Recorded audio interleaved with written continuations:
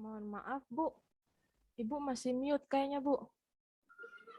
Oh iya, sorry. Selamat sore rekan-rekan semua. Sore, Bu. Selamat sore. Bu. Ya, salam kenal. Saya adalah Safitri. Satu semester ini akan mendampingi Anda dalam pembelajaran manajemen proyek. Ini adalah salah satu mata kuliah inti prodi di program studi informatika dan juga saya rasa juga merupakan mata kuliah inti prodi di program studi sistem informasi. Karena peserta yang ikut dalam kelas manajemen proyek semester ini, kali ini di PJJ, tidak hanya berasal dari informatika atau teknik informatika, tetapi juga berasal dari program studi sistem informasi. Teman-teman, pembelajaran PJJ ini sedikit berbeda dengan pembelajaran tatap muka, dan ini juga bukan merupakan pembelajaran yang sifatnya di-online-kan. Jadi pembelajaran ini lebih memberikan ruang kepada mahasiswa untuk bisa belajar secara mandiri, karena memang di ARAS Universitas sebenarnya mahasiswa itu sudah mengedepankan konsep yang namanya student center learning. Artinya pembelajaran itu terpusatnya di mahasiswa. Jadi bukan kita yang ada di sini, dosenkah namanya, mentorkah namanya, tutorkah namanya, itu hanya memfasilitasi Anda dalam hal menyediakan sumber ajar, menyediakan tutorial, menyediakan bahan evaluasi, atau mungkin menyediakan sumber-sumber referensi yang bisa kalian akses, gitu ya. Jadi pembelajaran ini tetap harus ada di kalian. Nah, di UPJ, karena memang pembelajaran jarak jauh ini harus dibantu oleh satu learning management system atau LMS yang kita kenal. Di UPJ disebutnya adalah LMS Kolabor, di mana teman-teman sudah berhasil mengakses ya semuanya. Apakah masih ada yang terkendala untuk login ke Kolabornya? Tidak ya, semuanya sudah berhasil masuk dan semuanya sudah bisa bergabung ke course-nya manajemen proyek ya? Oke, nah ini adalah tampilannya.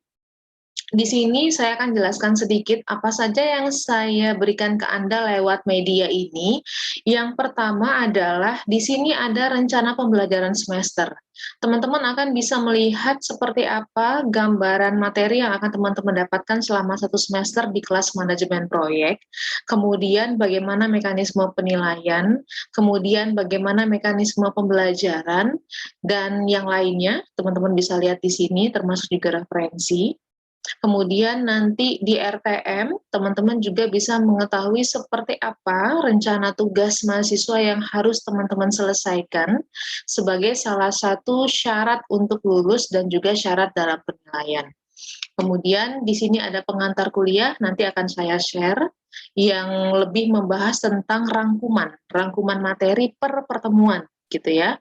Dan kemudian ada pedoman penulisan proposal, karena target pembelajaran kita satu diantaranya adalah menghasilkan proposal yang kita sesuaikan dengan format program kreativitas mahasiswa.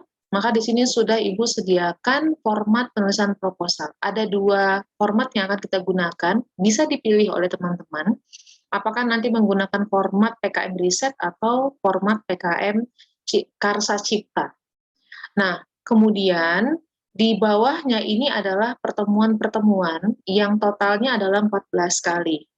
Kalau materi sebenarnya sudah tersedia di setiap minggunya, hanya saja Ibu selalu memperbaharui materinya itu setiap minggu.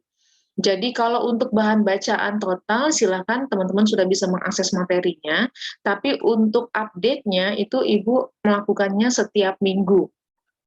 Sampai dengan hari ini, sudah diupdate sampai dengan materi ke pertemuan keempat, di mana materi pertemuan keempat ini membahas tentang bagaimana kita melakukan manajemen terhadap ruang lingkup proyek, gitu ya. Nah, sebelumnya adalah integrasi, kemudian sebelumnya pendekatan sistem, dan sebelumnya lagi adalah konsep. Nah, teman-teman, ini cuplikan yang harus teman-teman baca, teman-teman lihat, teman-teman selesaikan. Nanti akan saya jelaskan secara detail seperti apa sih skema daripada PJJ gitu ya, apa yang membedakan antara PJJ dengan pembelajaran tatap muka. Nah, Di setiap minggunya, ini ada aktivitas-aktivitas, kita hanya ada 3 aktivitas di setiap minggunya. Aktivitas yang pertama bentuknya adalah forum diskusi. Forum diskusi ini sifatnya wajib teman-teman selesaikan karena ini bagian dari centang kehadiran. Oke. Kemudian forum diskusi ini juga merupakan tolak ukur bagi saya untuk memastikan apakah teman-teman itu membaca materi yang saya sediakan atau tidak. Karena beberapa jawaban yang saya dapatkan ada ya jawabannya sembarangan yang saya tidak tahu itu materi dari mana, apakah itu ilustrasi dari pemahaman mandiri, saya juga tidak tahu gitu ya. Nah, itu terlihat. Jadi saya bisa mengukur ada berapa mahasiswa yang memang sudah membaca materi yang saya sediakan, ada berapa mahasiswa yang sudah memahami. Saya untuk di forum diskusi ini selalu menyediakan 2 pertanyaan. Kalau untuk pertemuan pertama karena sifatnya adalah tatap muka, saya tidak memberikan studi kasus, tapi lebih ke pemahaman materi. Dan pemahaman materi ini juga sifatnya tidak meminta Anda sebutkan pengertian ini gitu ya, tapi lebih konteks pemahaman analisisnya Anda. Teman-teman kalau di Informatika UPJ, manajemen proyek ini sudah dimiliki oleh tingkat 4, tingkat akhir. Artinya apa? Kemandirian mahasiswa terhadap pembelajaran ini, terhadap materi ini itu sudah lebih baik lagi. Kita tidak hanya menekankan kepada teori saja, tapi sudah langsung mengimplementasikan. Ya.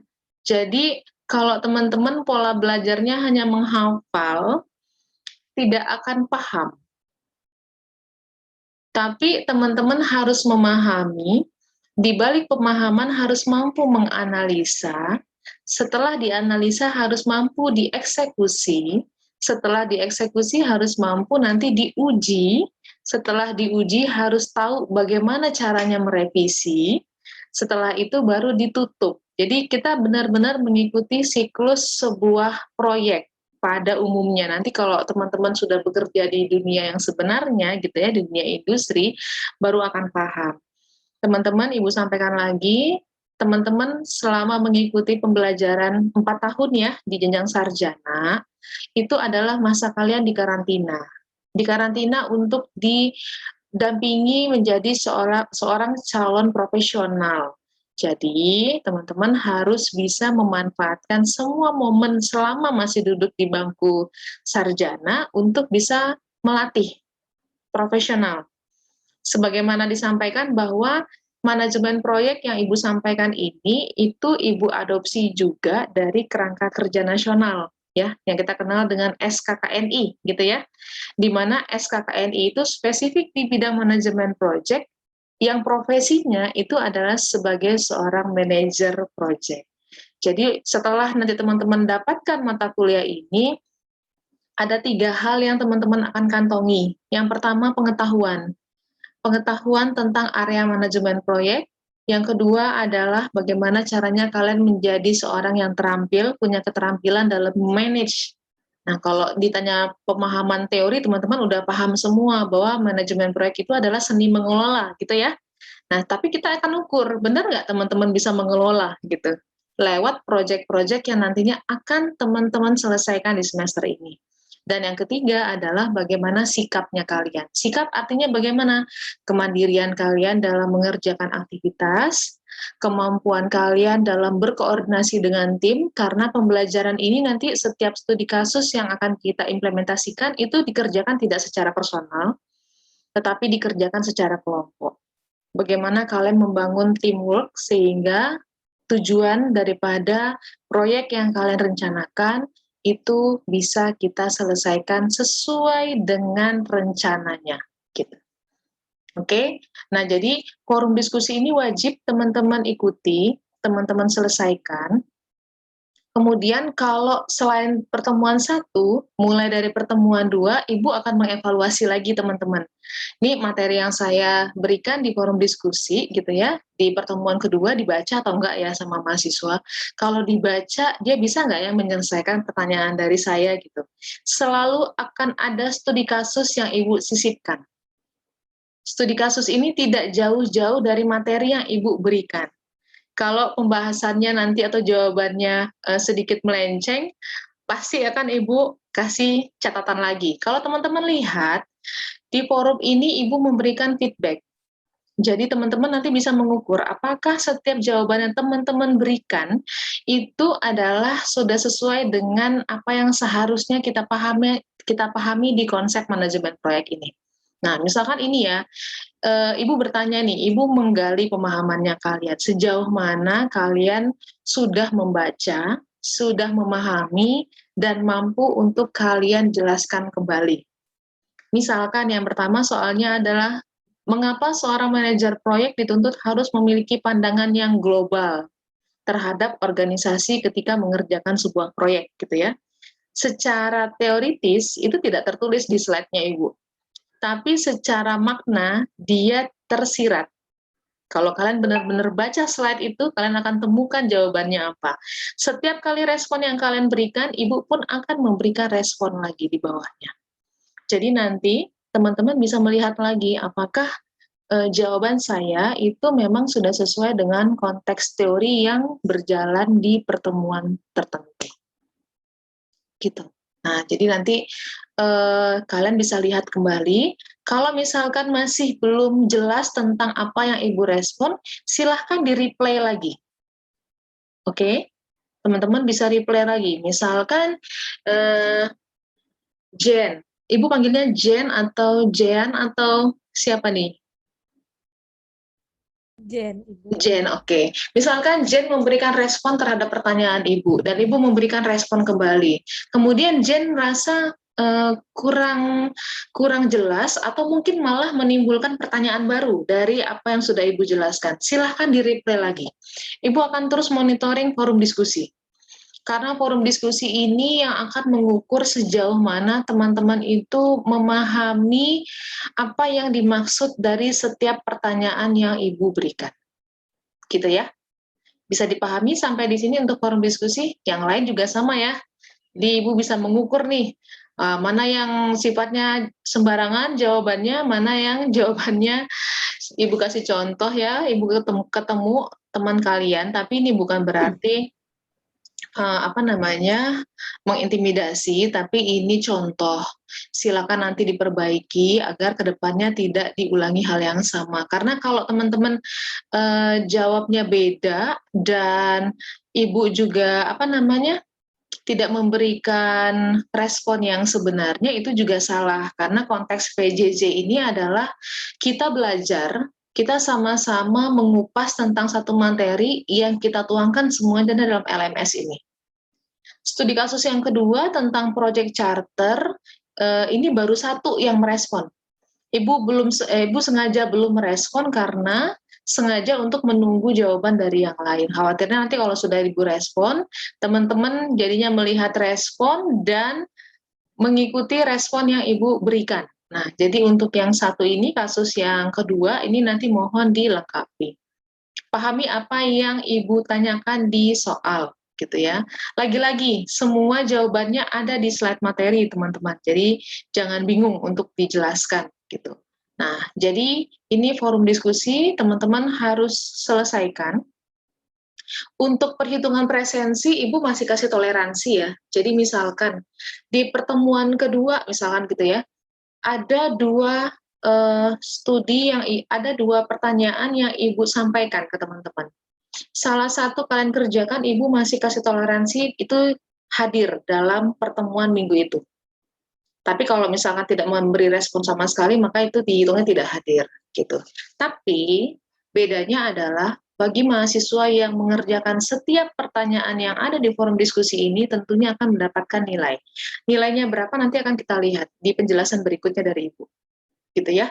Jadi mohon forum diskusi ini teman-teman selesaikan karena setiap kali respon dari kalian, jawaban dari kalian itu pasti akan Ibu respon kembali. Jadi tidak terkesan kalian belajar sendiri di sini. Ibu tetap mengawal bagaimana kalian bisa memahami materi yang Ibu berikan di setiap pertemuannya. Kemudian di pertemuan ketiga misalkan ini ada kuis gitu ya. Kuisnya ini bisa kalian kerjakan, tapi Ibu buka misalkan seperti tadi pagi ada laporan dari temanmu karena faktor akses ke jaringan, sehingga karena kalau ini diberikan cuma 1 kali akses, maka temanmu tidak diberikan kesempatan lagi, gitu ya. Makanya Ibu berikan lagi, tidak dibatasi, tetapi nilai yang Ibu ambil itu adalah nilai yang pertama. Nilai yang pertama yang sudah dihitung oleh LMS, gitu. Misalkan katakanlah nilai yang pertamanya adalah 50, terus iseng ternyata masih bisa, yang keduanya dapat 80, maka tidak Ibu prorata, tapi Ibu mengambil nilai yang pertama. Nah, jadi nanti jangan bertanya, "Bu, saya kan dapatnya 80." Nah, 80 itu kan didapatkan dari percobaan yang kedua, maka Ibu tidak perlakukan itu. Jadi Ibu hanya mengambil hasil percobaan dari pertama yang sudah berhasil dihitung oleh mesin. Oke ya, di pertemuan 4, ini nanti ada pengantar tugas kelompok, Ibu akan jelaskan juga, tapi sebelumnya nanti Ibu akan menjelaskan dulu tentang bagaimana tata cara pembelajaran di kelas dan juga rangkumannya. Oke, sekarang Ibu share lagi. Apakah sekarang sudah terlihat PPT-nya? Sudah, Ibu. Sudah, Sudah Bu. ya? Oke. Oke. Ini adalah ringkasan daripada pembelajaran.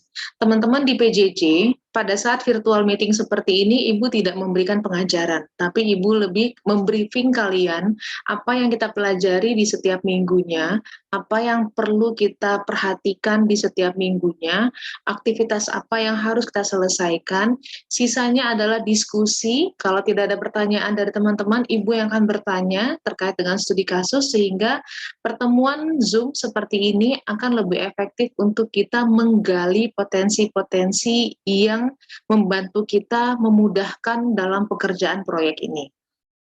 Oke, jadi ini Ibu tidak memberikan pengajaran karena pengajaran sudah Ibu sediakan di LMS, gitu ya. Nah, sedikit tentang deskripsi mata kuliah manajemen proyek. Sekali lagi, ini merupakan mata kuliah inti dari program studi informatika, termasuk juga sistem informasi, karena manajemen proyek ini tidak hanya dimiliki oleh satu prodi, tapi hampir semua bidang keilmuan itu pasti mengajarkan manajemen proyek.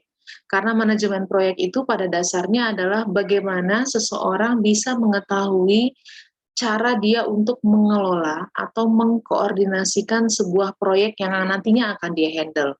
Proyek itu skopnya banyak. Kalau terkait dengan proyek konstruksi, berarti bagaimana caranya dia mampu mengelola kebutuhan-kebutuhan tentang konstruksi. Kalau misalkan proyeknya di bidang IT, berarti bagaimana dia bisa menghandle semua kebutuhan yang terkait dengan proyek IT. Yang membedakan itu adalah produk dan juga jasa yang dihasilkan. Konsep dasarnya sama. Jadi manajemen proyek itu adalah satu ilmu yang mengajarkan kita bagaimana caranya mengelola.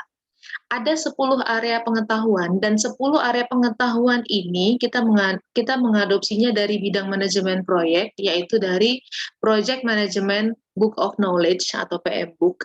Ini berlaku untuk semua bidang ilmu. Sama, konsepnya sama. Yang membedakan sekali lagi adalah produk atau jasa yang dihasilkan. Kalau proyek konstruksi berarti yang dihasilkan ada gedung, ada jalan tol, ada rel kereta api gitu ya. Kalau dia proyeknya di bidang desain ya berarti menghasilkan desain. Proyeknya di bidang IT ya berarti menghasilkan produk atau jasa yang terkait dengan bidang IT gitu ya. Proyeknya di bidang kuliner ya berarti menghasilkan tentang desain atau strategi tentang kuliner. Jadi sekali lagi konsep dasar manajemen proyek itu sama, yang membedakannya itu hanya produk atau jasa yang dihasilkan. Luaran dari pembelajaran mata kuliah ini ada 2, ini nanti yang akan kita uji lewat teman-teman pada pelaksanaan UTS dan juga pada pelaksanaan UAS. UTS kita tidak lagi di kelas ini, Ibu tidak memberikan bentuk evaluasi ujian secara tertulis. Karena ujian versi tertulis sudah Ibu berikan selama 14 kali pertemuan melalui forum diskusi. Itu Ibu asumsikan sebagai evaluasi tertulis. Tetapi untuk yang sifatnya ujian, baik itu tengah semester maupun ujian akhir semester, itu lebih memberikan kesempatan kepada kalian untuk mempresentasikan. Jadi model atau sifat ujiannya adalah presentasi. Presentasi tidak menggunakan Zoom, tapi kalian kemas dalam video, sehingga saya bisa untuk menikmati hasil presentasi kalian kapan saja, dan saya bisa ulangi-ulangi lagi untuk menangkap apa inti yang kalian sampaikan. Jadi UTS nanti ujiannya bentuknya video yang kalian rekam. Yang kalian rekam adalah rangkuman daripada proposal proyek yang sudah kalian susun. Nanti di UAS adalah demo aplikasi. Seperti yang Ibu sampaikan pada saat kick-off meeting, bahwa harapan saya gitu ya, proyek ini bisa mengantarkan Anda untuk merumuskan kira-kira nanti skripsinya apa ya.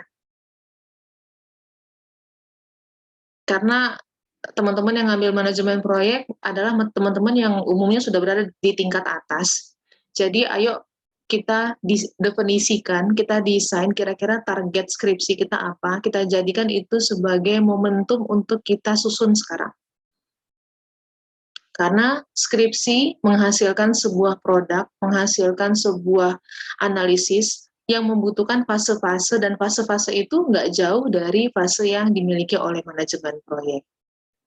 Kemudian mimpi Ibu yang lain adalah teman-teman bisa mendesain satu rencana proposal yang bisa kita submit menjadi program kreativitas mahasiswa. Jadi teman-teman dari Unkris Wina Sumba dapat oleh-oleh, yaitu satu proposal PKM, dapat oleh-oleh satu proposal skripsi, silakan nanti diusulkan gitu ya. Teman-teman dari Oto Gesler Papua juga sama, dapat oleh-oleh satu proposal PKM yang bisa dihibahi, kita mencari pendanaan hibah, atau teman-teman dapat satu draft proposal skripsi, itu harapannya. Ya, jadi ujian kita tidak lagi tertulis, tapi bentuknya presentasi menggunakan video. Oke, kalau ada pertanyaan jangan malu-malu, langsung ditanyakan saja, boleh di-unmute atau boleh di-chat. Ya. Capaian pembelajaran. Untuk pembelajaran prodi ada 4 yang kita akan capai. Sikap. Sikap di sini lebih kepada pembelajaran secara mandiri. Teman-teman menggunakan LMS secara PJJ, belajar kapan saja, tidak ada bentrok waktu ya, karena ini sifatnya adalah online, kalian bisa mengulasnya kapan. Kalau nggak bisa hari Jumat belajarnya, belajar hari Senin. Nggak bisa Senin, Selasa nggak bisa Rabu, gitu seterusnya. Yang mengatur jadwal adalah kalian sendiri, itu PJJ. Enaknya PJJ itu seperti itu. Jadi kita tidak terkunci pada satu jadwal tertentu ya. Kemudian kalian punya keterampilan umum. Keterampilan umumnya apa? Kemampuan untuk mengelola sebuah proyek. Kemudian keterampilan khususnya apa? Keterampilan khususnya adalah kalian paham bagaimana mengimplementasikan 10 area pengetahuan. Dan untuk pengetahuannya apa? Kalian mampu mengevaluasi apa-apa dari 10 pengetahuan proyek yang harus kita pertimbangkan. Sementara capaian daripada mata kuliah itu ada 3. Yang pertama adalah paham konsep. Sekali lagi, kalau kita bekerja, pasti harus paham konsep. Kemudian tahu 10 pengetahuan areanya, kemudian bisa menulis dan mengimplementasikan proyek. Oke. Kemudian saya jelaskan, nah ini yang saya maksud dengan perbedaan antara PJJ dengan kelas yang lainnya. PJJ itu adalah model pembelajaran yang mengandalkan pemanfaatan TIK, teman-teman. Karena memang untuk mengakses sumber ajar, teman-teman harus punya akses internet, dan teman-teman punya perangkat-perangkat yang bisa mendukung. Boleh handphone, boleh laptop, gitu ya. Kemudian untuk internetnya, teman-teman nanti bisa memanfaatkan itu sehingga teman-teman bisa akses ke LMS kapan saja. LMS kita buka 24 jam, 7 hari, jadi tidak ada boykot di jadwal tertentu. Kalau misalkan kalian ingin belajarnya hari Senin pagi, silakan. Bisanya hari Sabtu malam, silakan. Karena pembelajaran PJJ tidak terikat pada aturan jadwal, tidak terikat oleh aturan ruang, tidak terikat oleh aturan waktu. Bebas, kalian mau melakukan pembelajaran kapan saja. Dan ada 2 model yang diterapkan. Yang pertama adalah sinkronus. Sinkronus artinya apa? Kita bertemu seperti ini. Kita bertemu lewat Zoom secara virtual, kemudian pertemuannya tidak setiap minggu, hanya 4 minggu selama 1 semester. Untuk teman-teman yang baru bergabung dari Krisna dan juga Oto Gesler, ini adalah pertemuan pengganti pertemuan 1, teman-teman. Minggu ini kita sudah masuk ke minggu keempat. Minggu depan kita tidak bertemu lagi virtual, teman-teman hanya mengakses LMS. Nanti kita bertemu lagi di minggu ke-7. Minggu ke-7 ini nanti akan Ibu berikan arahan bagaimana UTS akan kita laksanakan dan seperti apa evaluasi tugas kelompok. Setelah itu kita UTS dulu, kemudian minggu ke-9 itu masuk ke virtual lagi. Ibu akan menyampaikan hasil penilaian terhadap tugas 1 dan juga hasil UTS. Jadi nanti ini ada kombinasinya. Dan yang keempat, pertemuannya adalah di pertemuan ke-15, ini akan diberikan arahan untuk persiapan UAS dan juga evaluasi tugas kelompok. Kalau pada saat UTS yang dipresentasikan dalam bentuk video itu adalah proposal, sementara di UAS yang dipresentasikan itu adalah demo aplikasinya. Oke, sampai di sini bisa diikuti. Kalau ada pertanyaan, bisa langsung ditanyakan, jangan malu-malu. Itu yang modelnya sinkronus. Model yang kedua adalah asinkronus. Kalau asinkronus, berarti teman-teman belajar secara online menggunakan fasilitas kolabor.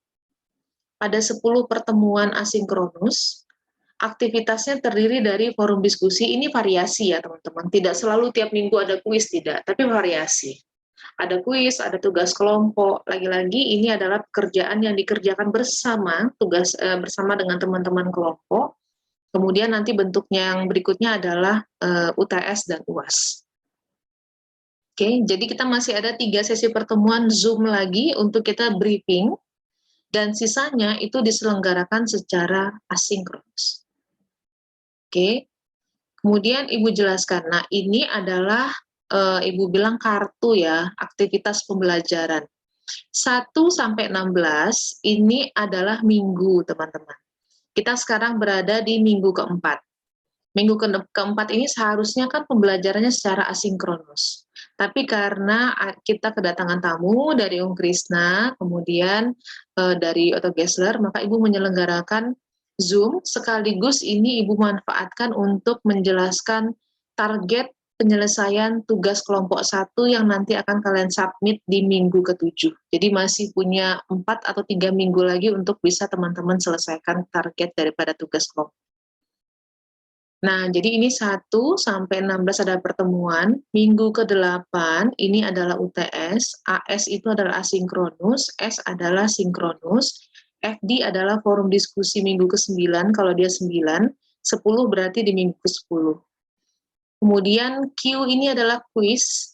Kuis kita selama 1 semester ada 3 kali. Kuisnya di minggu ke-3 sudah dikerjakan oleh teman-teman. Akan ada lagi nanti di minggu ke-6. Dan yang terakhir akan ada di minggu ke-12. Kemudian TK ini adalah tugas kelompok. Masa untuk kalian submit. Kemudian untuk P1 itu adalah presentasi. Jadi nanti di minggu ke-7 ini ada presentasi dalam bentuk video saja, kita tidak presentasi menggunakan Zoom, karena tidak efektif juga. Jadi presentasi ini nanti kalian berikan lewat video yang kalian unggah, kemudian nanti yang melakukan unggahan adalah Ibu akan unggah itu di kanal YouTube-nya Informatika, kemudian setiap peserta nanti akan diwajibkan memberikan komentar. Kalau ada pertanyaan, silakan memberikan komentar di video yang sudah kita unggah di kanal YouTube Informatika. Gitu ya.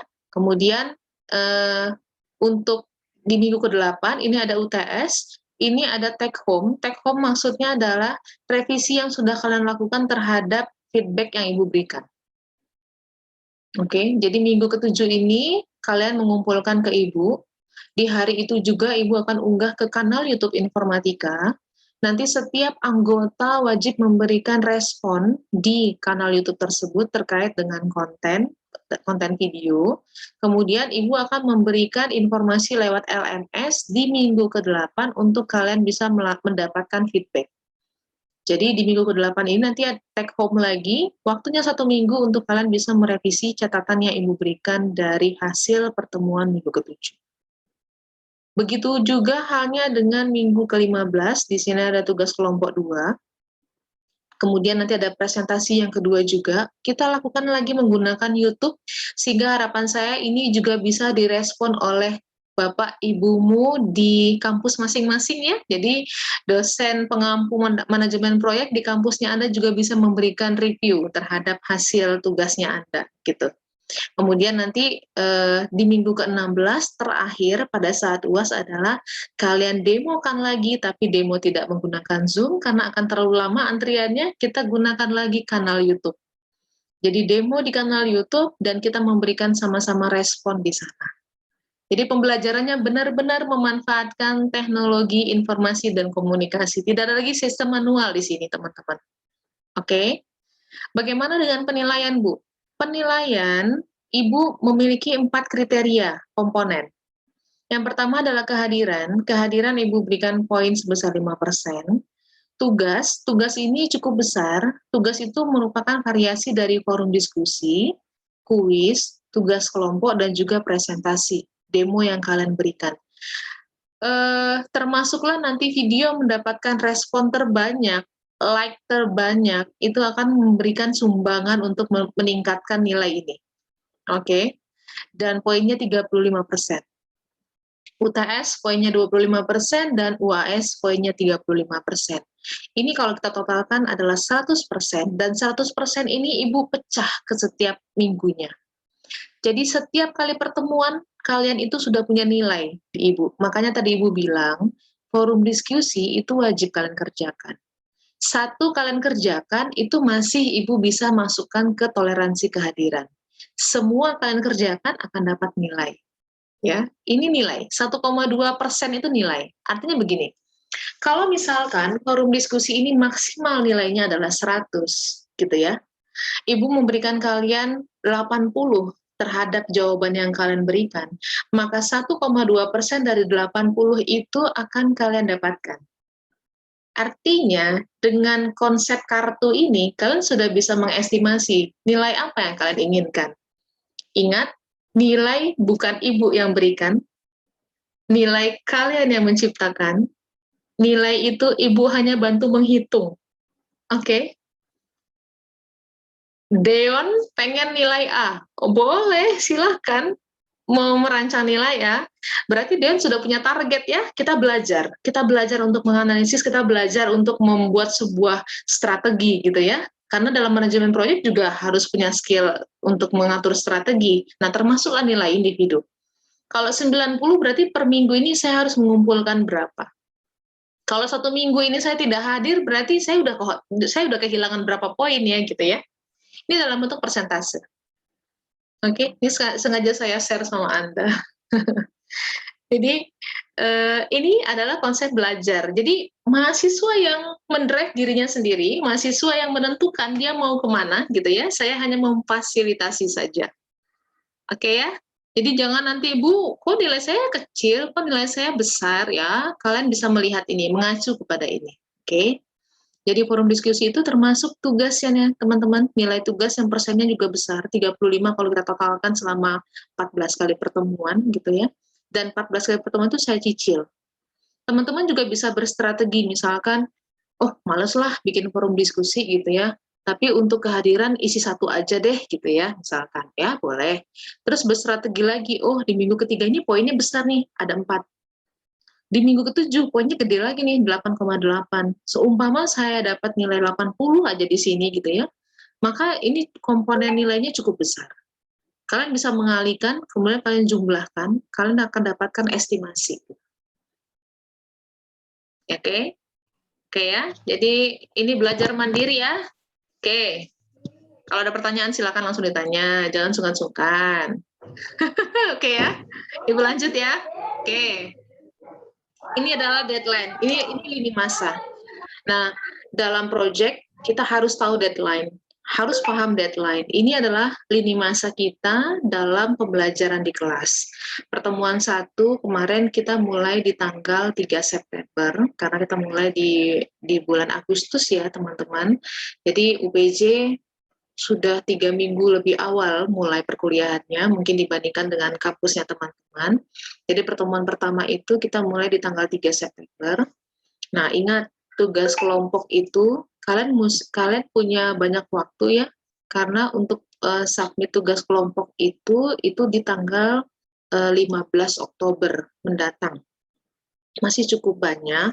Nanti Ibu akan kasih toleransi. Ibu akan misalkan gini, sampai dengan minggu ke-7 ternyata belum terlalu maksimal, kita akan semolor-molornya gitu ya. Ini kalau kita belajar estimasi proyek, maka kita harus punya nilai pesimis dan optimis ya, teman-teman harus tahu. Optimisnya saya, teman-teman itu selesai di tanggal 15 Oktober. Tapi kalau tanggal 15 Oktober ini ternyata masih ada kendala, tidak bisa menyelesaikan sesuai dengan targetnya, kita masih punya nilai pesimisnya adalah di tanggal 22 Oktober. Oke? Di manajemen proyek juga belajar seperti itu. Jadi, kalian masih punya waktu banyak banget untuk nanti berdiskusi kepada teman-teman di kelompok apa yang akan kita selesaikan. Oke? Sehingga nanti finalnya, karena nilai UTS ini harus diinputkan, maka batas terakhir untuk kalian bisa menginputkan itu adalah menjelang tanggal 29. Kalau tanggal 29 kita sudah mulai minggu ke-9, maka mungkin deadline terakhir banget untuk kalian bisa menyelesaikan target tugas kelompok 1 itu di tanggal 28 Oktober. Oke. Jadi ini adalah target optimisnya saya, kalian selesai. Ini adalah target pesimisnya saya untuk kalian selesaikan. Apa Bu yang akan kita selesaikan di sini? Yang pertama, ini target tugas kelompok 1. Luarannya adalah proposal. Formatnya tadi sudah Ibu sampaikan, sudah ada di LMS, boleh dalam bentuk riset, boleh dalam bentuk karsa cipta. Kemudian yang diselesaikan itu punya batas. Batasnya apa? Yang pertama, cukup kalian menentukan judul proyek. Kemudian kalian mencari organisasi. Kalau sulit mencari organisasi, yuk kita lihat ke kampus kita masing-masing. Potensi apa dari proyek IT yang bisa kita implementasikan di lingkungan kampus. Contoh ya, saya ambil contoh. Saat ini di kampus saya belum punya satu sistem yang bisa digunakan untuk kita melakukan pendaftaran skripsi, di mana proses administrasi skripsi saat ini masih menggunakan konvensional, menggunakan kertas, mau minta tanda tangan harus ketemu dengan dosen, gitu kan ya. Kemudian kalau dosen nggak masuk ya kita tunggu sampai dosennya hadir, dan segala macam. Saya punya konsep bagaimana ke depannya administrasi skripsi ini bisa saya pindahkan ke bentuk digital. Itu salah satu proyek yang bisa kalian ambil, yang bisa kalian implementasikan. Kalau ada organisasi yang bisa kalian lirik, lebih bagus lagi. Kalian bisa wawancara dengan pemilik organisasi, dengan pihak HRD, kira-kira kebutuhan IT apa yang akan dikembangkan di kemudian hari. Atau mungkin kalau misalkan nggak ketemu nih Bu organisasinya, yuk kita pulang ke kampus kita masing-masing, kita potret kampus kita. Kira-kira proses bisnis apa yang saat ini masih berjalan secara konvensional yang berpotensi untuk kita jadikan proyek teknologi informasi. Tadi misalkan, sistem administrasi skripsi digital, berbasis digital. Mau pakai website silakan, mau pakai mobile silakan gitu ya. Kemudian, Bu, saya itu ada lab misalkan di kampus. Tapi lab itu tidak ada laboran yang secara jadwal itu stay di lab untuk menjaga. Kalau saya mau minjam alat praktikum yang ada di lab, itu saya harus menghubungi Kaprodi dulu misalkan, kemudian harus cek barang tersedia atau tidak, kontrol peminjamannya tidak ada, terus kalian tergerak, oh saya ingin membangun sebuah sistem peminjaman dan inventarisasi lab misalkan, itu juga bisa. Atau di luar organisasi yang sifatnya kalian memberikan tempat untuk masyarakat luas, kalian bangun startup gitu ya.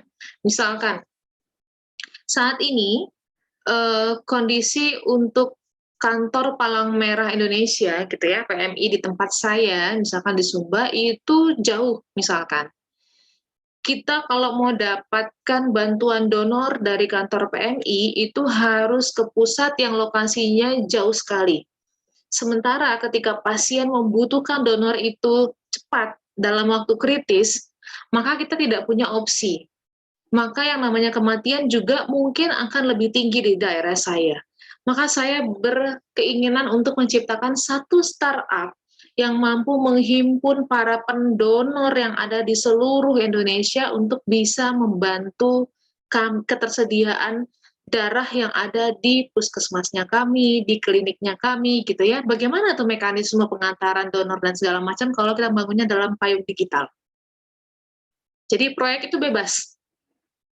Yang kita lihat adalah luarannya. Selama luarannya itu mengadopsi dalam bentuk barang atau jasa di bidang IT, itu bisa kita implementasikan sebagai target proyeknya kita.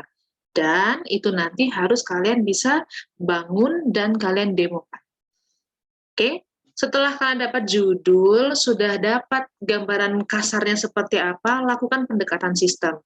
Pendekatan sistem masih ingat kan ya? Ada filosofi, ada analisis, ada manajemen.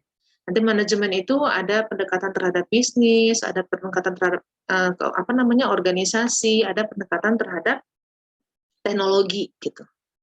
Kemudian lakukan manajemen rencana manajemen proyek, cuman kita ambil 3 saja, karena materi sampai dengan pertemuan ke-6, itu hanya membangun atau membahas tentang manajemen biaya terakhirnya. Jadi, sekali lagi, target daripada proposal yang pertama, itu hanya mendefinisikan judul kalian apa, lakukan pendekatan sistem, lakukan rencana awal. Rencana awal khusus ke triple constraint saja. Bagaimana estimasi biaya, bagaimana estimasi waktu, bagaimana estimasi ruang lingkup. Itu saja untuk kalian jadikan target untuk dikumpulkan di tanggal 15 Oktober atau maksimalnya tanggal 28 Oktober. Nanti untuk tugas yang kedua, ini sifatnya lanjutan dari proposal ini. Lanjutannya berarti sudah komplit di 10 area pengetahuan, dan yang terakhir adalah demo aplikasi. Oke, ada pertanyaan sepertinya? Boleh. Kalau misalkan tidak terlalu sistem informasi, tapi melainkan ranah informatika, jadi penggunanya aplikasi user saja, tidak ada admin. Ya, boleh. Artinya begini, kalian itu dalam mengembangkan sistem, berarti kan harus berpikir dua sisi ya, ada sisi manajemen, ada sisi user. Sisi manajemen pasti tidak terhindar dari yang namanya admin. Sisi user itu memang tidak terlihat butuhnya admin. Tapi ketika ada problem yang dijumpai di sisi user, bagaimana cara penanganannya kalau tidak ada sisi admin? Oke. Jadi pembangunan sistem pasti ada dua, ada front end, ada back end-nya. Oke. Ya. Oke. Kemudian saya lanjutkan ke materi pembelajaran. Ini adalah materi yang akan kita dapatkan, dan materi ini merupakan 10 unit kompetensi dan 10 area pengetahuan yang dimiliki berdasarkan dengan SKKNI. Kalau kalian sudah menguasai ini, maka kalian bisa mengikuti sertifikasi Project Manager, dan itu menjadi modal kalian untuk bisa direkrut ya, karena kita seorang sarjana plus sertifikasi project manager itu akan menjadi tiket emas untuk kita mendapatkan posisi itu nanti di dunia kerja. Nanti Ibu bisa bantu ketika misalkan kalian, Bu, saya ingin Bu mengikuti sertifikasi project manager, itu ada. Nanti kita bisa hubungkan ke sertifikasi yang diselenggarakan oleh BNSP. Nah, ini adalah materi pembelajaran, Ibu ambil dari semua SKKNI, jadi ini memang sudah disesuaikan dengan standar kerja ya, teman-teman ya, materi ini ya. Nah, untuk ringkasan di materi pertemuan pertama, Ibu tidak ajarkan, tapi Ibu meringkas saja, Ibu merangkum saja, bahwa capaian pembelajaran di pertemuan pertama tentang proyek teknologi informasi di perusahaan itu lebih pemahaman konsep. Di sini, di materi pertama, teman-teman akan tahu apa sih sebenarnya manajemen itu, proyek itu apa, manajemen proyek itu apa, manajemen proyek teknologi informasi itu apa. Kemudian teman-teman akan diberikan juga penjelasan apa itu 10 pengetahuan manajemen proyek, dan bagaimana standar SKKNI atau Standar Kompetensi Kerja Nasional Indonesia yang terkait dengan ICT Project Manager. Kemudian materi yang diberikan di pertemuan pertama ini ada 8 topik subtopiknya, mulai dari pengertian, tujuan daripada manajemen proyek, triple constraint. Nah, kemarin Ibu tanya tuh di forum diskusi, kira-kira kendala apa ya yang biasanya itu mengantarkan kepada kegagalan. Dalam manajemen proyek, kita kenal dengan istilah triple constraint atau 3 kendala utama. 3 kendala utama itu adalah seorang project manager tidak mampu untuk mengelola waktu dengan baik, tidak mampu mengelola biaya dengan baik, tidak mampu mengelola ruang lingkup dengan baik. Jadi 3 kendala utama itu adalah time, cost, dan scope. Kemudian di pembahasan pertemuan pertama juga dijelaskan apa itu 10 area pengetahuan manajemen proyek, apa itu manajer proyek, apa tugasnya, apa fungsinya, apa itu kerangka kerja manajemen proyek, bagaimana proyek itu bisa kita nilai sebagai suatu pekerjaan yang berhasil, dan unit kompetensi apa saja yang harus dikuasai ketika kita ingin menjabat sebagai ICT Project Manager. Ini pembahasan yang Ibu tuangkan dalam slide di pertemuan pertama.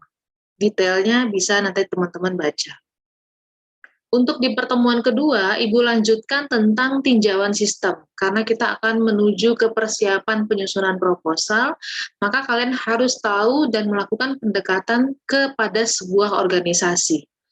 Capaian pembelajaran masih terhadap pemahaman konsep dulu. Nah, di pembelajaran di minggu kedua, Ibu menjelaskan tentang apa itu tinjauan sistem dalam manajemen proyek. Tinjauan sistem itu ada 3 yang harus kita tahu. Kita harus tahu filosofi organisasi seperti apa. Nanti kita harus tahu juga budaya organisasi seperti apa. Kalau udah tahu filosofi, kita tahu visi organisasi, tahu budaya organisasi, kita bisa menganalisis kebutuhan mereka dengan baik.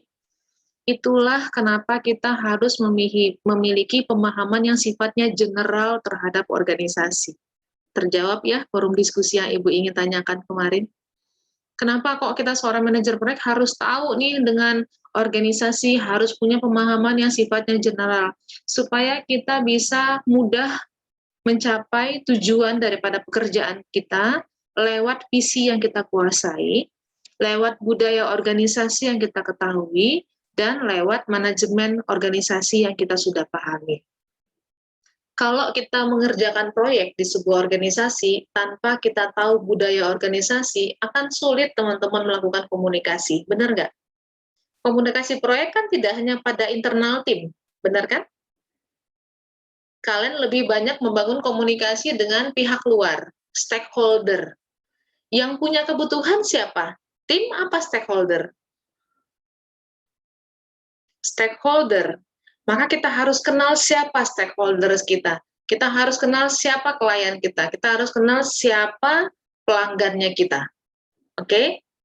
Di materi kedua, Ibu juga jelaskan apa itu fase dan juga siklus hidup proyek.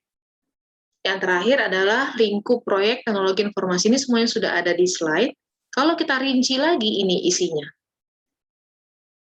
Tinjauan sistem, pendekatan sistem, fase dan juga siklus. Fase itu menggambarkan breakdown daripada 3 waktu proyek. Ada awal, permulaan, biasanya itu diisi dengan tahap inisiasi dan perencanaan. Bedanya apa? Kalau inisiasi berarti kalian memotret kira-kira apa yang dibutuhkan oleh pelanggan. Tapi belum tertulis dalam sebuah kontrak, belum. Kalian mencari tahu dulu apa sih yang dibutuhkan pelanggan, resiko apa yang masih dihadapi oleh pelanggan, perbaruan apa yang diinginkan oleh pelanggan. Nanti hasil inisiasi ini akan kalian tuliskan dalam proposal, itu yang kita kenal dengan tahap perencanaan. Di tahap perencanaan ini, nanti akan ada negosiasi antara kalian dengan pelanggan. Kalau sudah deal, kalian tanda tangan, dan dokumen itu yang kita kenal dengan kontrak. Ya, kalau project pasti ada kontrak. Setelah itu, kita masuk ke fase waktu yang kedua, tengah. Waktu tengah itu berarti waktu di mana kita mengeksekusi dan memonitoring, serta mengendalikan. Maksudnya apa, Bu?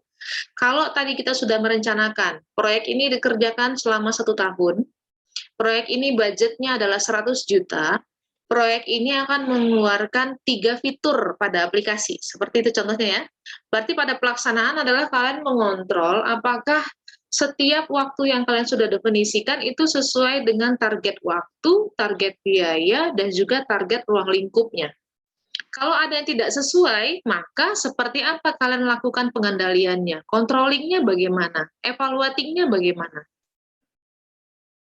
Sudah selesai, baru masuk ke waktu yang ketiga, waktu akhir, yaitu kalian closing. Closing ini ditandai lagi, kalau di perencanaan tadi tanda tangan kontrak, sementara di akhir nanti tanda tangan lagi, tanda tangan yang namanya berita acara. Kenapa itu penting? Sehingga supaya kita tidak diklaim di kemudian hari. Harapannya pada saat closing ini semua pihak, para pihak sudah menyepakati bahwa hasil pekerjaan yang diperoleh itu sudah sesuai dengan apa yang direncanakan. Gitu ya, teman-teman ya. Siklus proyek berarti nanti kita memberikan gambaran mana nih rincian aktivitasnya. Mana luarannya, siapa tim yang terlibat, bagaimana proses pengawasan, bagaimana proses approval, itu dilakukan di siklus proyek. Termasuk dengan lingkup proyek teknologi informasi. Kalau berbicara lingkup proyek teknologi informasi, berarti semua aktivitas proyek yang pada akhirnya menghasilkan produk atau jasa di bidang teknologi informasi. Semua materi ini sudah Ibu rangkum dalam slide PPT di pertemuan minggu kedua. Minggu ketiga, kita mulai satu area pengetahuan proyek, yaitu integrasi. Integrasi ini penting. Integrasi artinya bagaimana kita menghubungkan setiap stakeholder, menghubungkan setiap bisnis proses, menghubungkan setiap kebutuhan, agar ketika proyek ini dibangun, itu sudah bisa memenuhi ekspektasi dari semua orang. Integrasi ini merupakan koordinasi awal sekali yang mengukur sejauh mana nih knowledge area, pemahaman kalian tentang pekerjaan sebuah proyek, dan sejauh mana pula kalian memahami siklus hidup proyek. Siklus hidup sekali lagi itu dipagari oleh 3 hal. Waktu proyek, kalian tahu waktunya itu harus tepat waktu, biaya, tepat biaya, ruang lingkup, tepat dari sasaran yang ingin diselesaikan. Di pertemuan ini, kita membahas tentang proses utama dalam manajemen integrasi, mulai dari membangun proyek charter, menyusun rencana proyek, memanage pekerjaan proyek, kita memantau, kemudian mengendalikan proyek, kita meningkatkan kinerja, apalagi yang terkait kalau memang ada perubahan, dan terakhir adalah bagaimana menutup proyek. Nah, ini Ibu kasih contoh ya, ini rinciannya, ini Ibu kasih contoh. Ini nanti akan kalian susun teman-teman di fase yang pertama, project charter. Project charter ini menggambarkan satu dokumen yang mendefinisikan tentang lingkup proyeknya kalian.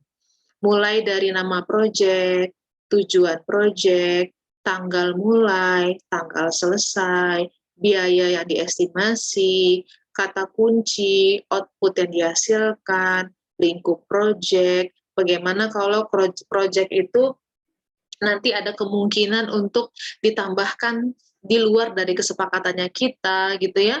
Bagaimana kita mengukur kriteria kesuksesan, bagaimana resiko yang akan kita hadapi, kita harus bisa mengidentifikasi risiko. Nanti ini ada manajemen risiko ya di pertemuan selanjutnya.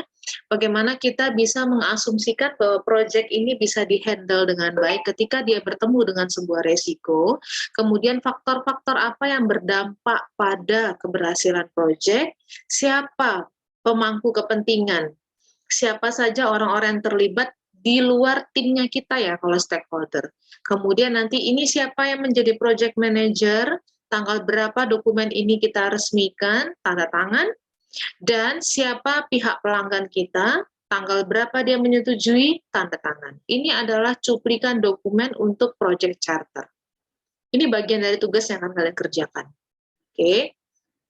Kemudian, yang kedua adalah project management plan. Berarti kita menyusun project ya, menyusun rencana dari 4 fase tadi, mulai dari inisiasi, perencanaan, eksekusi, tambahan lagi controlling kalau mau, kemudian di closing. Setiap rencana ini kalian breakdown. Pada inisiasi, langkah apa yang kalian lakukan? Pada perencanaan, apa yang kalian definisikan? Pada eksekusi, apa yang kalian lakukan? Dan pada saat penutupan, seperti apa yang kalian lakukan? Fase controlling dimulai dari fase mana? Fase inisiasi sampai closure, atau hanya dari planning dan execution? Ini terserah kalian. Oke, ini adalah gambaran nanti ketika kalian membangun draft PMP atau Project Management Plan. Berikutnya adalah manajemen project, ini manage ya, kita memanage kinerja project yang kita menggunakan template, ada input, ada tools, ada perangkat yang akan mendukung kita, ada teknis yang bisa kita gunakan, ada output. Inputnya apa? Ini adalah kita punya dokumen perencanaan, kita mendapatkan persetujuan, kita didukung oleh lingkungan organisasi, kita juga ditambah oleh aset-aset organisasi yang kita gunakan. Contoh, kalian ingin membangun sistem administrasi skripsi, misalkan tadi ya, di kampusnya kalian. Yang menjadi input kalian adalah satu dokumen. Berupa apa? SOP mungkin? Coba dibaca bagaimana SOP dari proses administrasi skripsi yang ada di kampus. Oke. Yang kedua, kalian dapatkan persetujuan dari pihak-pihak terkait. Apakah dari unit prodi, apakah dari unit akademik, apakah dari unit keuangan, dan yang lain sebagainya. Kemudian, kalian didukung oleh lingkungan kampus. Kampus memperbolehkan kalian untuk menggunakan lab, misalkan gitu ya, menggunakan lab untuk kalian pakai selama mengerjakan proyek. Itu merupakan input buat kalian. Oke. Terus kalian diperkenankan untuk menggunakan aset. Ya, selain lab, kalian juga diberikan fasilitas WiFi oleh kampus untuk bekerja. Itu adalah input. Oke. Definisikan input, kemudian ketika kalian masuk ke versi tools and teknik, bagaimana caranya kita bisa mengerjakan proyek ini dan kita bisa mengeksekusinya. Yang pertama, hadirkan apakah menyertakan dosen pengampu untuk bisa mengontrol pekerjaan kalian, memberikan feedback terhadap pekerjaan kalian, gitu ya. Apakah kalian ditopang oleh satu sistem informasi di kampus yang sifatnya jadi referensi data, termasuklah dengan pertemuan-pertemuan yang sifatnya rapat, gitu ya. Kalian bisa rapat teknik untuk kalian bisa mengeksekusi, memanage pekerjaan proyek tersebut. Ini didefinisikan. Ini contoh teman-teman, nanti boleh disesuaikan dengan kebutuhan dan hasil diskusi kelompok kalian. Output. Output berarti apa yang akan kita hasilkan. Apakah kita menghasilkan produk, kita menghasilkan data, kita menghasilkan laporan, kita menghasilkan panduan penggunaan aplikasi, kita menghasilkan dokumen troubleshooting, itu adalah output. Ya, ini adalah gimana caranya kita membangun manage project work. Jadi memanage, mengontrol tentang pelaksanaan sebuah project. Template berikutnya masih di pertemuan ketiga ini ya. Bagaimana caranya kita memonitor dan juga mengkontrol project work itu. Apakah ada dokumen tertentu yang kita jadikan checklist gitu ya. Di input misalkan di sini ada checklist schedule, ada checklist biaya, ada checklist perubahan, ada checklist informasi pekerjaan, checklist progress gitu. Tekniknya gimana? Ya, mungkin kalian minta supervisi dengan dosen pengampu, supervisi dengan stakeholder yang ada di unit yang bertanggung jawab, kalian melakukan rapat, itu adalah proses kontrol. Misalkan, proyek ini dikerjakan selama 1 tahun, setiap 3 bulan sekali saya akan melakukan meeting untuk mengetahui sejauh mana perkembangan pekerjaan itu diselesaikan.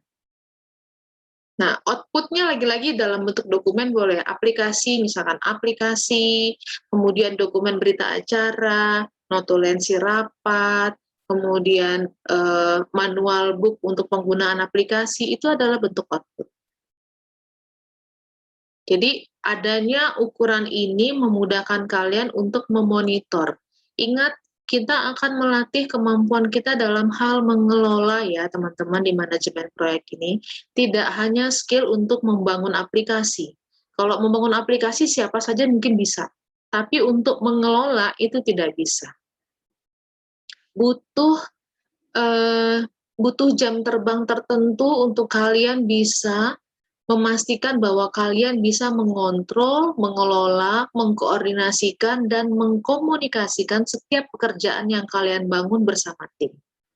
Tidak hanya dengan tim, tetapi juga dengan pihak stakeholder atau pihak eksternal. Berikutnya adalah bagaimana kita meningkatkan untuk performa daripada kinerja perubahan. Kalau ada perubahan, kira-kira kita catatnya di mana?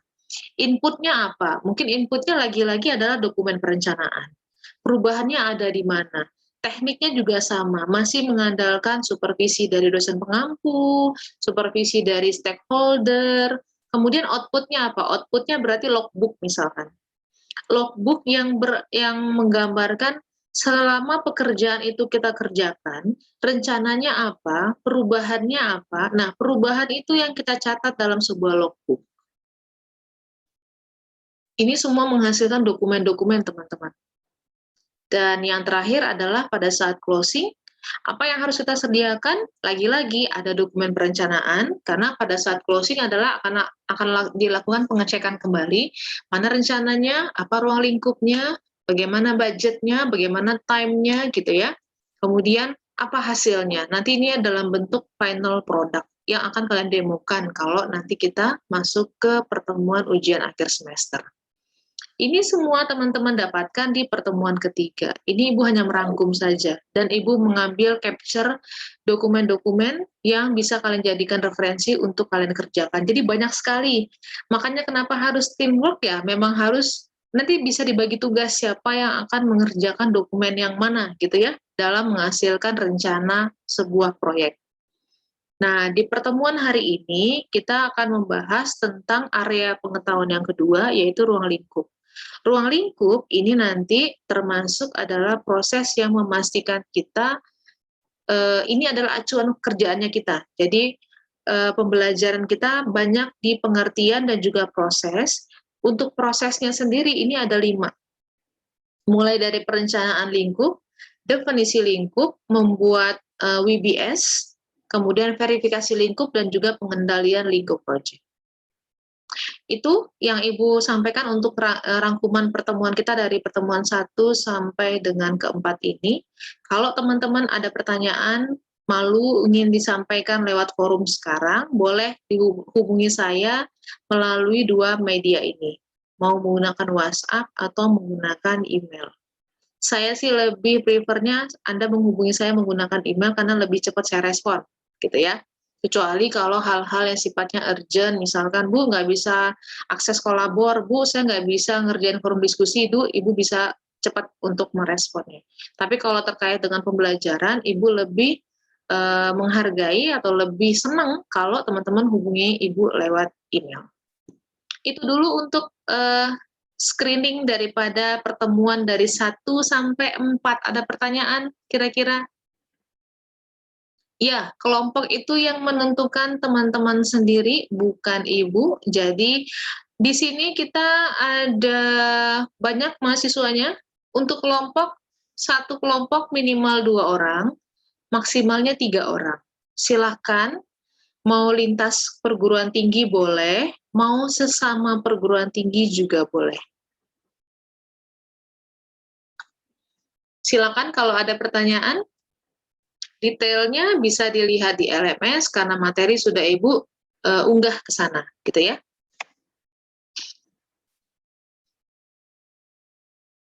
Silakan. Ada pertanyaan tidak? Belum? Kalau belum, Ibu asumsikan teman-teman paham ya. Ibu, oh, sinyal tidak bagus. Oke. Oke, saya lanjutkan sedikit tentang penjelasan tugas kelompok. Nah, ini ada di pertemuan keempat, Ibu sudah selipkan filenya.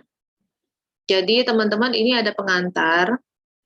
Nanti teman-teman kerjakan secara tim, anggotanya 2-3 orang. Kemudian dari masing-masing Anda tentukan tugasnya sebagai apa, siapa yang menjadi project manager. Kemudian tentukan jenis pekerjaan apa yang akan kalian selesaikan. Target daripada luaran project itu apa. Berikan sedikit gambaran profil tentang pelanggan dan juga stakeholder yang terlibat dalam pekerjaan proyek Anda. Kemudian lakukan pendekatan sistem, definisikan fase dan siklus project, tahap inisiasi ngapain, perencanaan ngapain, pelaksanaan ngapain gitu ya, sampai dengan lingkup project, mulai dari project charter, BBS, dan juga Gantt chart.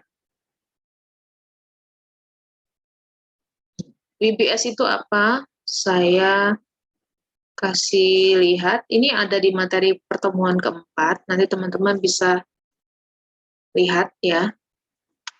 Jadi Ibu share untuk pertemuan yang keempat. Contoh WBS. WBS itu adalah kerangka daripada fase kerjanya kalian. Ini pengertiannya ada di sini semua, dibaca. Ini project charter juga ada. Nih adalah WBS. Jadi misalkan saya ingin membangun sebuah e-commerce, di mana e-commerce itu sifatnya adalah business to business. Maka ketika saya mendefinisikan konsep project ini, saya mendefinisikan ada 4 fase. Ada fase perencanaan, fase untuk saya menghimpun data, membangun database sampai dengan aplikasi. Kemudian fase di mana saya untuk mendelivery kepada stakeholder saya, dan fase di mana saya launching aplikasi. Ini contoh. Bisa dikembangkan sesuai dengan apa yang kalian rencanakan. Diskusikan bersama teman kelompok. Model lainnya lagi seperti ini, misalkan. Ini juga WBS. Misalkan saya ingin membangun satu aplikasi yang hanya diakses di lingkungan internal saja. Saya sebut dia sebagai intranet project gitu ya. Kalau di intranet project ini kira-kira apa yang harus saya lakukan? Di tahap 1, tahap 2, tahap 3. Katakanlah tahap 1 ini adalah tahap awal, fase tengah, ini fase akhir. Pada fase awal, saya mulai membangun konsep, saya desain website-nya, saya kembangkan website-nya, saya selesaikan role modelnya, role play dari setiap usernya, kemudian saya support kira-kira nanti kalau ada yang error, orang bisa menghubungi siapa dan segala macam. Di fase kedua, saya akan melakukan evaluasi terhadap sistem yang berjalan saat ini. Kemudian saya akan mendefinisikan kebutuhan sistem tersebut. Saya tentukan fungsionalitas secara spesifik, biasanya kita menggunakan diagram UML gitu ya. Saya definisikan kira-kira resiko apa yang akan saya hadapi dalam pekerjaan proyek ini. Saya kembangkan rencana proyeknya, dan saya briefing, saya kawal, saya rapat dengan anggota tim pengembangan web. Di tahap ketiga, saya mendefinisikan kembali kebutuhan user, saya mendefinisikan kebutuhan konten, saya mendefinisikan kebutuhan sistem, saya juga mendefinisikan kebutuhan server. Ini juga konsep WBS. Jadi WBS ini adalah satu kerangka kerja yang menguraikan banyak aktivitas yang akan kalian lakukan di setiap fasenya. Kemudian ini juga termasuk WBS, teman-teman. Kalau ini disebut dengan WBS dengan model tabular. Jadi kita bikin ini adalah level 1, level 2, level 3, 4, 5. 1 ini adalah fase 1, kita sebut dia fase konsep. 2 adalah fase pengembangan, fase untuk desain. 3 adalah fase development. 4 fase testing, kemudian evaluasi. Yang fase kelima adalah maintenance. Ini boleh juga kalian bikin dalam model tabular seperti ini. Nah, yang dinamakan Gancar, nanti ini akan kita bahas banyak di pertemuan minggu depan, yaitu manajemen waktu proyek. Gancar itu, ini kalian bisa bikin menggunakan Microsoft Visio. Kalau tidak punya Visio di rumah, bisa menggunakan scheduling project online. Kalian tinggal browsing saja, banyak tools-tools yang sifatnya free untuk kalian pakai, dan mendefinisikan waktu pekerjaan. Kalau sudah beririsan dengan waktu, berarti kalian punya identitas tanggal, identitas minggu, identitas bulan, identitas tahun. Ya, tanggal di sini harus disesuaikan dengan tanggal kuliah manajemen proyek kita. Mulai tadi dari tanggal 3 September dan berakhir di tanggal 22 Desember, gitu ya. Nah, mulai dari pertama ini adalah tabularnya, ini adalah target penyelesaian. Jadi misalkan pada fase konsep, saya akan melakukan evaluasi kondisi sistem saat ini, sehingga nanti luarannya adalah studi kelayakan. Kira-kira berdasarkan sistem yang sudah saya evaluasi, perlu nggak ya dikembangkan websitenya misalkan. Kalau perlu, saya mendefinisikannya berapa lama. Ini didefinisikan, ini konsep untuk definisi daripada manajemen waktu. Nah, jadi ini termasuk dari target tugas kelompok yang harus teman-teman bangun. Oke, ini semuanya ada di pertemuan keempat, termasuk dengan menghindari adanya scope script. Apa itu scope script? Scope script itu adalah penambahan fitur. Ini sering ya, teman-teman ya, karena kurang baiknya komunikasi kita dengan pelanggan, kita sering menciptakan imajinasi sendiri. Menurut kita, menu ini bagus, tapi menurut pelanggan, mereka nggak butuh, gitu. Nah, hati-hati dengan yang namanya scope script. Kalau scope script berarti ada penambahan fitur yang sifatnya tidak fungsionalitas dan berdampak kepada 3 faktor kendala tadi.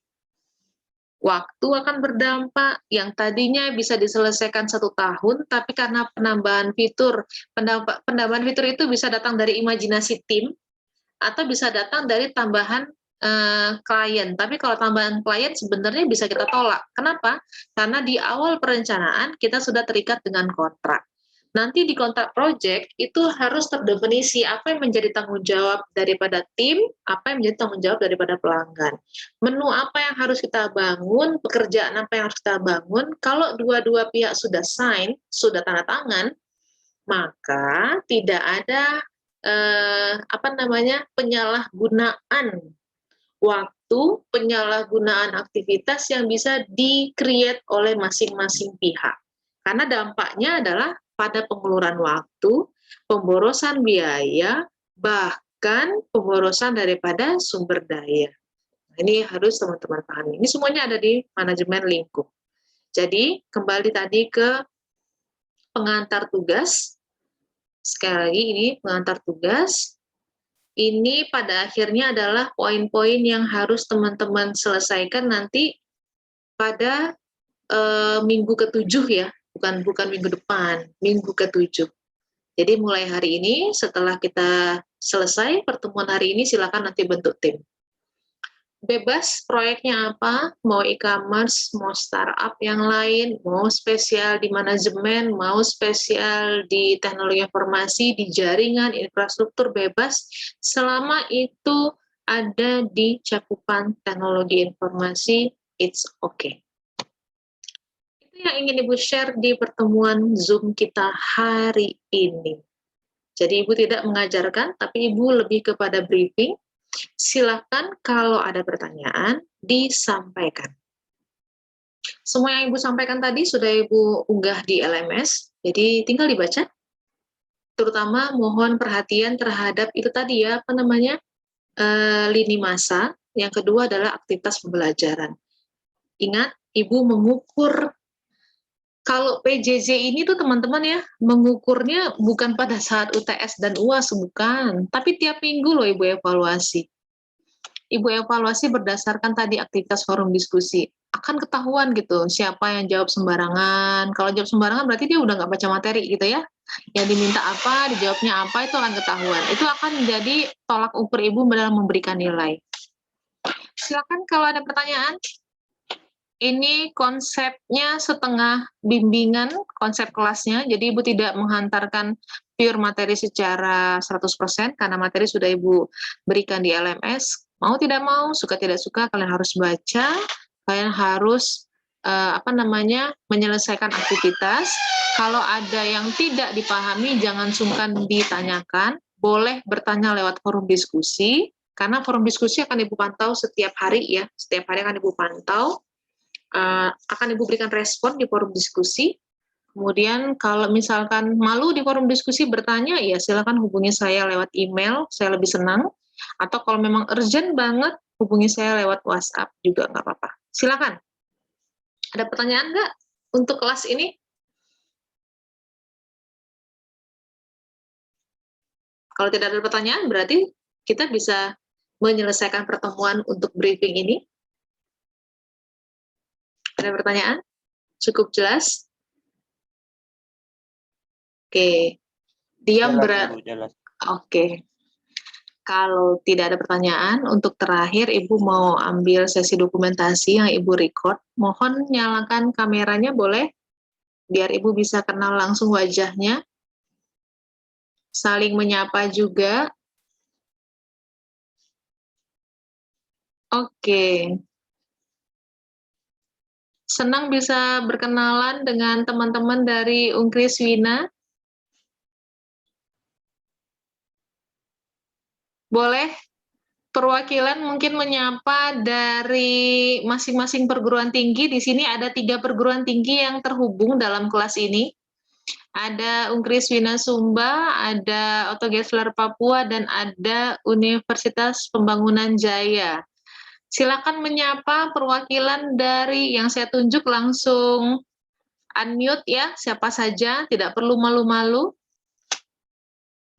Silakan menyapa perwakilan dari UPJ pertama. Untuk yang pertama, silakan.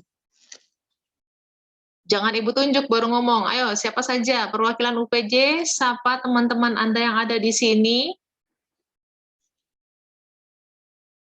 Silakan dari UPJ menyapa. Jangan ditunjuk dong. Ayo. Pak, tidak ada yang ingin menyapa dari UPJ.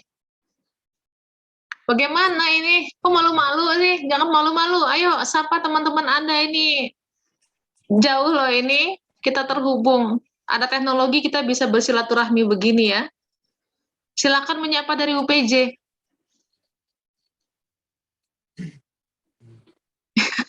Masih malu-malu. Halo. Hai, siapa itu? Sapa teman-temannya, silakan. Ya, pada malu dia. Kalau begitu kita geser sedikit ke Otto Gessler Papua. Silakan sapa teman-teman Anda di sini. Adakah? UAGP ada? Nah, pada malu-malu juga ya. Kalau Ibu ikutan malu gimana? Kalau Ibu juga ikutan malu gimana nih? Nah, kita malu-maluan deh semuanya nih di sini. Janganlah, udah jadi mahasiswa. Oke, kita geser lagi kalau gitu. Kalau ada yang malu, kita geser terus. Geser ke Unkris Wina, silakan menyapa. Waduh, pengen ditunjuk kayaknya nih ya. Ayo dong, sapa dong. Halo Ibu. Halo. Halo kawan-kawan. Perkenalkan, Saya Duta Lapu Hewa Marak dari Unkris Bina Sumba. Salam sehat untuk kita semua. Salam sehat. Halo Luta, Luta sekarang di semester berapa? Sekarang di semester 7, Ibu. Semester 7 ya. Rata-rata sama ya, semuanya di semester 7 ya. Apa namanya, Ibu apa harapannya Luta ikut mata kuliah ini Luta? Nah, Ibu pengen dengar no, harapannya Luta apa nih? Jangan bilang pengen dapat nilai A, nggak bisa. Apa harapannya ikut manajemen proyek Luta? Terima kasih Ibu.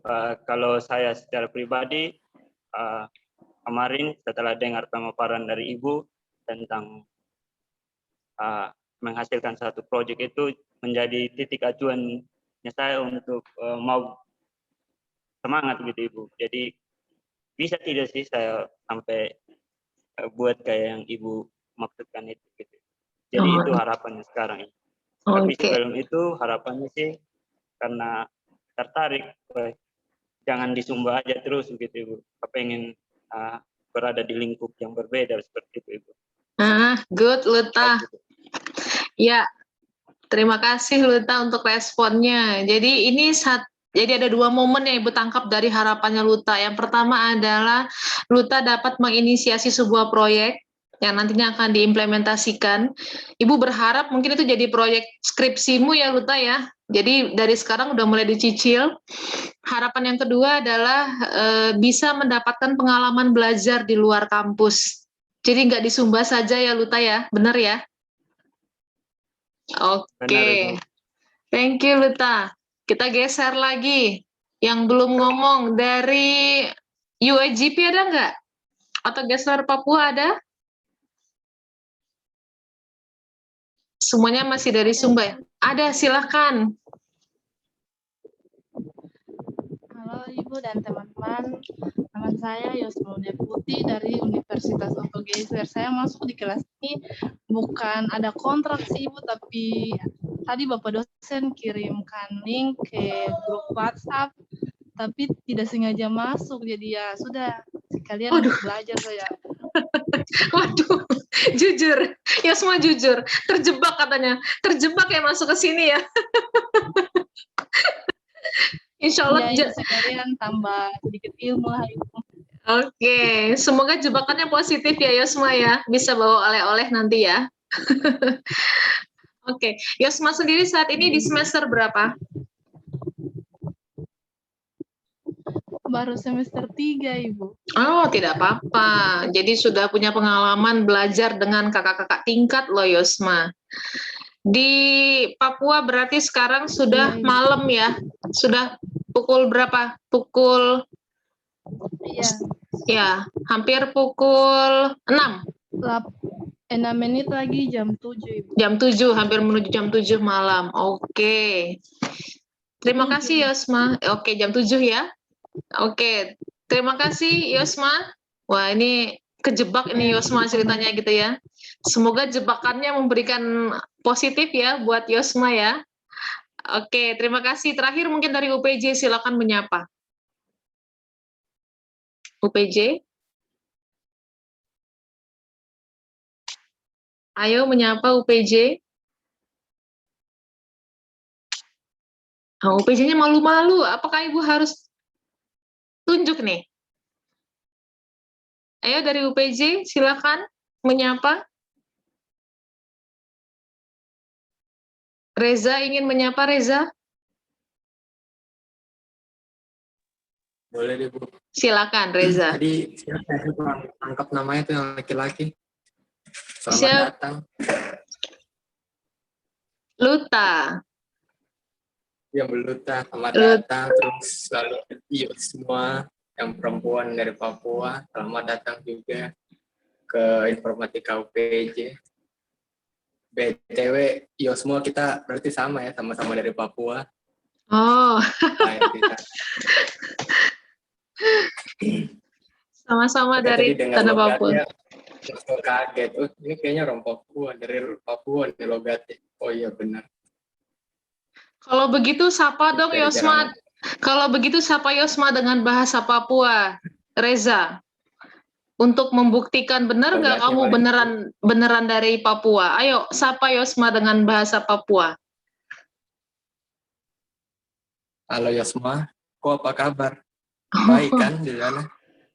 Soalnya saya ada tahu juga dari penambangan data, ada juga yang dari Papua. Cuma namanya siapa gitu semester 7. Dia punya nama Kan baik, siapa ya? tapi cuma merantau di Papua saya, tapi Sistem asalnya informasi. orang Ambon.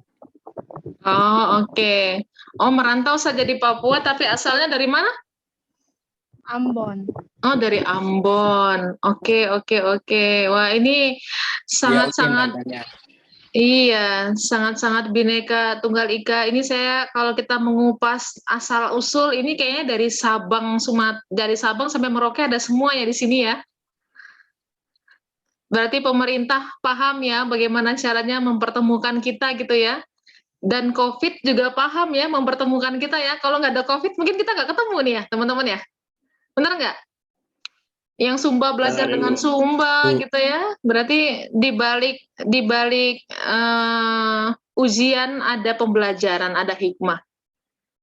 Oke, senang sekali lagi dari saya bertemu dengan Anda semua. Teman-teman enjoy dengan kelas PJJ ini. Jadi harapan Ibu setelah Ibu memberikan briefing hari ini tidak ada lagi yang bingung.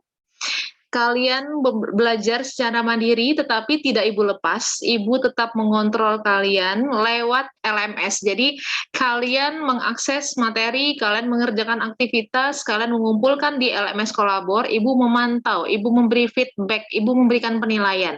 Kita bertemu di Kolabor, itulah esensi dari pembelajaran berbasis teknologi. Karena PJJ sejatinya adalah pembelajaran yang mengadopsi teknologi dalam prosesnya, dan kita juga melakukan proses controllingnya juga menggunakan teknologi sehingga tidak ada isu bentrok jadwal gitu ya. Bu, saya ada kelas, saya kan di Sumba misalkan, saya pasti jadwalnya beda dengan yang di Informatika UPJ gitu. Itu udah nggak ada lagi isu. Karena kita bertemu dengan satu wadah yang kita sebut dengan Kolabor saat ini, semua aktivitas kalian jalankan, semua aktivitas pula akan Ibu kontrol. Ibu tidak meninggalkan kalian, Ibu tetap ada di sana, Ibu akan memberikan respon dengan senang hati. Jadi kalau ada pertanyaan, jangan sungkan, berikan di forum diskusi, nanti kita akan mengerjakan itu bersama-sama. Oke? Kalau Ibu rasa sudah cukup untuk pertemuan kita, karena di sini kita terhubung dengan 3 waktu berbeda. Kami di Tangerang ini waktu bagian barat, Sumba waktu bagian tengah, Papua waktu bagian timur. Ketemu semua kita di sini ya. Salam sehat selalu dari Ibu. Nanti rekamannya akan Ibu pindahkan ke YouTube biar ringan. Jadi nanti kalau ada teman-teman yang mungkin tertinggal, tetap bisa mengikuti apa sih briefing kita hari ini di perdana hari ini. Kita menggunakan YouTube saja. Ibu mau bertanya dulu. Kalau akses ke video menggunakan kanal YouTube di Sumba lancar atau bagaimana? Lancar, Bu. Lancar ya kalau menggunakan YouTube ya. Kalau di Papua bagaimana? Lancar, Ibu. Lancar ya. Kalau Kolabor sendiri lancar nggak diakses dari Sumba? Sejauh ini masih lancar, Bu. Masih lancar. Kalau dari Papua gimana? Akses Kolabornya masih oke? Iya, Ibu. Masih oke ya? Iya, Ibu. Oke. Nanti info saja, Ibu, saat ini memang kalau di YouTube itu kan filenya lebih ringan ya, karena dia basisnya video dan tidak melekat pada domain tertentu. Jadi dia lebih ringan untuk kalian bisa akses dan bisa kalian baca terus, kalian dengarkan terus gitu ya, kalian liput terus tentang semua pembelajaran di Kolabor. Oke, terima kasih sekali lagi untuk pertemuan hari ini. Saya senang. Oh, silakan. Mau nanya, Bu, Silakan. kenapa masih pada ganteng-ganteng semua, Bu? Aduh, Ibu nggak bisa jawab. Hey, UPJ, Anda dibilang ganteng. Baru kali ini loh dibilang ganteng. Ibu nggak pernah bilang ganteng tuh? Masa? Ayo jawab tuh, direspon. Langsung senyum-senyum loh tuh semuanya. Ini sebagai informasi, di Informatika UPJ itu minim banget putrinya. mayoritasnya adalah laki-laki. Anak-anak ibu itu yang di informatika semuanya laki-laki, mayoritas laki-laki. Itu dapat pujian. Pujian atau ada pertanyaan lanjutan itu, Jen? Gak ada Bu, makanya itu aja. Biar pecah ya suasananya ya. Teman-teman UPJ pada sombong ya, Jen ya, nggak ada suaranya ya, nggak ada yang mau nyapa ya. Malu Bu, malu. Oh, Baru pertama ketemu Ibu. baru pertama ketemu malu gitu ya. Padahal kita ketemunya lewat kamera begini masih juga malu. Pintu baru Bu. Oke, Takut dibikin nyaman kali Bu. oh, gitu ya. Oke. Oh, kalau kayak gitu Ibu mau tanya lagi, perlu nggak kita bikin WhatsApp group khusus untuk kelas manajemen proyek? Kira-kira? Perlu Bu. Perlu. Oke, nambah koleksi lagi deh Ibu di handphone. Tadinya nggak mau gitu nambah koleksi. Ini handphone lama-lama selama COVID ini satu handphone bisa 50 WhatsApp group, ini koleksinya udah. Oh iya Bu, soalnya yang di grup PJ itu kan yang bersama mitra kan gabungan semua Bu. Betul. Ada kadang dikirimin link untuk kuliah Bu, terus tiba-tiba ayo teman-teman silakan bergabung. Saya tadi masuk Bu, bergabung salah alamat. Ya nggak apa-apa, kalau bergabung ikutin aja. Oh iya, kemarin kan ada request dari Jen ya. Boleh nggak Bu, saya ikut di LMS mata kuliah lain? Boleh. Tapi nggak ada yang daftar tuh, Ibu bilang, ayo daftarkan siapa yang mau masuk ke mata kuliah mana gitu. Boleh teman-teman. Karena ini PJJ nggak bayar. Misalkan Jen, Bu saya penasaran gitu ya. Pengen kepoin mata kuliah data mining, misalkan seperti itu. Nanti saya bisa daftarkan Jen ke kelas kolabornya data mining untuk melihat apa sih ya dipelajari di data mining misalkan. Atau Luta pengen kepoin kelasnya jaringan komputer gitu ya, senangnya di jaringan misalkan. Boleh, nanti Ibu daftarkan itu di kelasnya jaringan. Tapi nggak wajib ngerjain aktivitas, wajibnya kalian sesuai dengan mata kuliah yang kalian daftarkan, yaitu di manajemen proyek. Tapi kalian boleh untuk mengikuti kelas di pembelajaran yang lain. Nanti didaftarkan saja. Berarti Ibu tugasnya adalah membuat grup ya. Nambah satu lagi nih koleksi WhatsApp grup. Baiklah. Baiklah. Siapa tahu kan ya dengan grup ini bisa saling nggak malu-malu lagi. Harapannya nanti kalau kelompok ini jangan kelompok dari universitas yang sama. Tapi kolaborasi. Dari Sumba, dari Papua, dari UPJ jadi satu tim gitu. Jadi hidup binekanya, jadi saling mengenal. Oke? Ada lagi nggak? Bu, kalau saya nanti demam kelompok Bu. Gitu ya? Kenapa demam kelompok? Teman-temannya pada tampan semua Bu. Gugup saya Bu. Oh gitu ya. Apalagi Marco lagi asik main sama SpongeBob Bu. Iya tuh, mana dia? Ibu belum melihat tuh. Oke.